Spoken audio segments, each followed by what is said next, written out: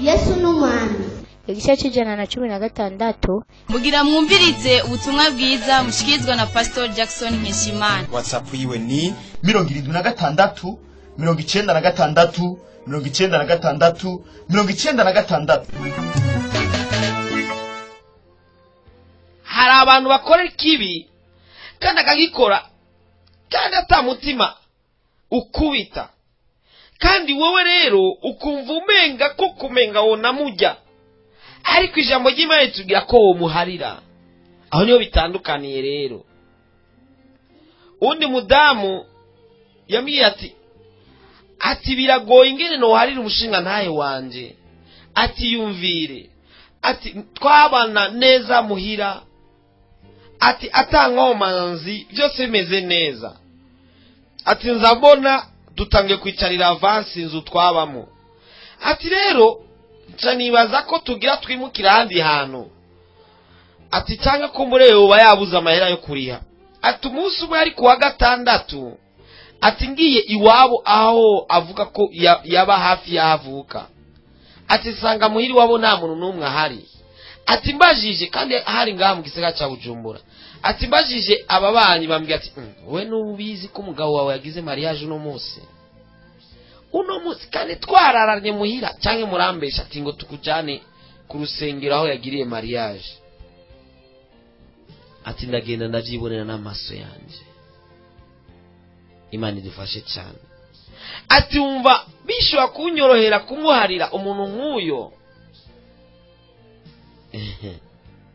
Harira, kandi guharira kwawe ni inyungu zawe wewe nyene guharira, kuko Imana ifise umugambi mwiza cyane mu buzima bwawe, kandi ifise umugambi mwiza cyane mu bugingo bwawe, kandi igomba ko wowe ubwawe ugira intambuko yindi mu guharira kugira ngo nawe wishugwe, kandi nawe uharigwe, kandi nawe bigende neza. Hari ikintu no kubwira, uzi ko imbabazi zizana gusubiza hamwe n'umuntu utamuhariye biragoye ingene musubiza hamwe, kandi imbabazi ko ziba zizanye gusubiza hamwe urazi ko bizana amahoro. Ayo n'amajambo utegeza kugumana mu mutima wawe. Guharira bizana gusubiza hamwe nako kukazana amahoro mu bantu, kandi amahoro nayo niyakwega imigisha, kuko biragoye ingene wosenga, biragoye ingene wokora utagira amahoro muri wewe, kandi kwa kundi ufise amahoro muri wewe nibisaba kusaba imigisha birashoboka, kuko uba wahariye mu mutima wawe, uba bimeze neza. Guharira rero ni inyungu zawe, kandi uwo munyororo rero warafashe benshi.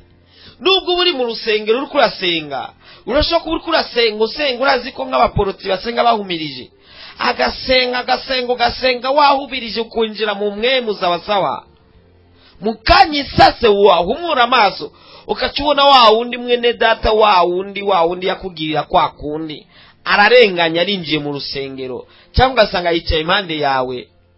Sinkubesha kenshi uva mu mwemu, sivyo? None urava mu mwemu pe, amasengesho ukayatangura bushasha, ugatangura kudidinganya amasengesho yawe, ugatangura kuvuga amazina utandukanye, utangura kuvuga izina rya runaka. Ikindi gihe ukibagira gusengera imitwaro yawe, ugatangura gusenga uvuma naka, ati Mana naka nazanterana imbere, naka nazagire ahanana, kubera ukibagira ivyawe mu gishingo cyo gusengera imitwaro yawe, ugasanga uri kuvuma uwundi muntu. Ijambo ry'Imana rivuga ngo duhezagira abatugiriye nabi. Umenga ntibitahurika cyane, ariko ngo tubahezagire abakugiriye nabi, ubahezagire. Uzi guhezagira? Umuhezagire. Muhejeje kumviriza ubutumwa bwiza mushikizwa na Pastor Jackson Nkeshimana. WhatsApp yiwe ni 76 96 96. Urashobora kandi no kubusanga kuri Facebook yiwe canke YouTube yiwe. Ukaba wahezagiwe, burungikire n'abandi.